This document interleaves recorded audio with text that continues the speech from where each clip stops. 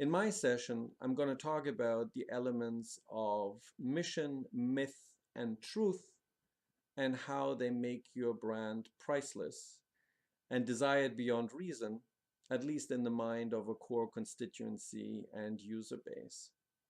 We call those brands Ueber-Brands, borrowing from Nietzsche, with Uber meaning above and beyond in German, and Übermensch by Nietzsche meaning people who get out of the daily grind and bring humanity forward in one way or another through advances in science, philosophy, or whatever. Well, these kind of brands, Uber-Brands, bring us all forward, or at least have the ambition to. They have a true mission. Just think of Ben and Jerry's, which since their founding have all been about great tasting ice cream, but at the same time healing society and social injustice. Or more recently, brands like Warby Parker or Tom's, who say, if you buy some of my products and enjoy them, I will give some of those same products, whether it be shoes, eyewear, or other, to people in need for you. And that makes us feel better. And since the economic crisis, for those people who can afford to think about it and can afford these more premium priced products, it's been important to do something beyond consuming and actually vote with their credit card, vote for a better world, vote for an ideology that they support. Miss. Why miss? Um, all brands by now are more or less about storytelling, and digital media, like this one here, has certainly made that even easier. But myths are more than just stories. Myths talk about things that have always preoccupied us.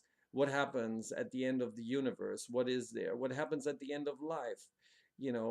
Myths talk about, social tensions and about characters that have always fascinated us. Think of the fight of David versus Goliath, and then think about Mini, for example, as a brand that has been the kind of British bulldog that stands up against the French bully, for example, in Monte Carlo rallies, and which has later been translated brilliantly by BMW into a revised brand myth of being kind of the fun provocateur that lets the California mom, slip out of her role as a soccer mom for a while she's driving in her Mini. And then finally, truth, because again, in the digital age, consumers can and will dig into the background. They will look at these brands and they will make sure that they actually live up to those missions that they buy into. A great example is Patagonia, which truly lives its mission of protecting the environment that you explore with their products.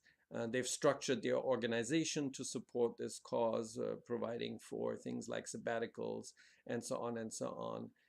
But even the legal structure as a B corporation ensures that there's a significant share of their profits that goes to these causes, corporate tithing call it. And they've done it decades before this became fashionable. It doesn't always have to go as deep as literally saving the world or society. It could just be offering a better experience in enjoying your coffee or staying in a foreign city compared to the classic hotel model like Airbnb does or Starbucks.